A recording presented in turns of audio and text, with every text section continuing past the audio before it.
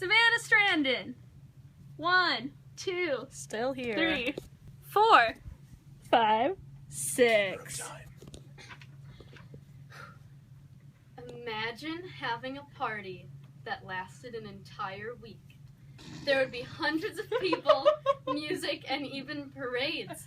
It would also be happening throughout the entire country. This is exactly what happens at Carnival. Carnival happens all over the world, but today I'm going to focus on Brazilian Carnival. Brazilian Carnival is extremely similar to Mardi Gras here in the United States. I grew up next to a family from New Orleans who celebrated Mardi Gras and always talked to me about it. The culture and festivities of Mardi Gras is almost the same as Carnival, just in different parts of the world. Carnival is an event where the people of Brazil can come together to celebrate their culture. In this speech, I will inform you of all the culture and excitement involved in Brazilian Carnival. The history of Carnival begins almost 200 years ago.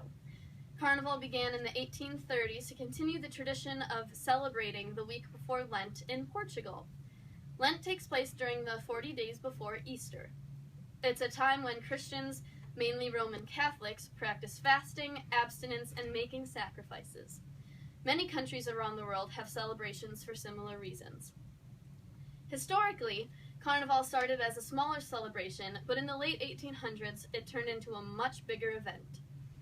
Music was introduced to the event in the late 19th century. According to a legend, a shoemaker named José Nogueira de Azevedo began marching down the streets one day of the celebration while beating a drum, tambourine, and whistles. This became popular among many groups, poor or wealthy. These groups began their own music-playing traditions. The wealthy also began some of their own traditions. The wealthy aristocrats began parading through the streets. They began wearing extravagant masks and costumes that included beads. They had included beads, boas, sequins, colors, a wide spectrum of everything. The masks would be just as incredible as all of the clothing. Eventually, specific characters were developed and would reappear each year. Even the emperor took part of these parades. Once cars were invented, those would become part of the parades as well.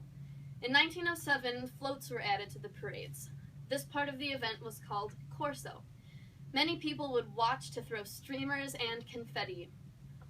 This part of the event led to other types of performances. Ranchos Carnavalescos is another part of the parades that developed over time. This consisted of groups of people performing in costumes with lots of music. It became competitive when many groups started to participate. Every group wanted to perform and be more elaborate than all of the others.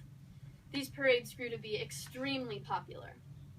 Since they began, the only time they ever stopped was during World War II, but they quickly resumed once the war ended. Today, there is an incredible amount of people who participate. The popularity of all aspects of Carnival have increased greatly. In Rio de Janeiro alone, there are approximately 300 bands playing during Carnival. There are several bands in each neighborhood of the city. This brings together a variety of people. Brazilian Carnival is a huge part of the culture and brings all of the country together to celebrate. Today, I have informed you about one of the biggest events in South America. Now that you have the information about Carnival, I hope that someday you can actually experience it yourself. Yay!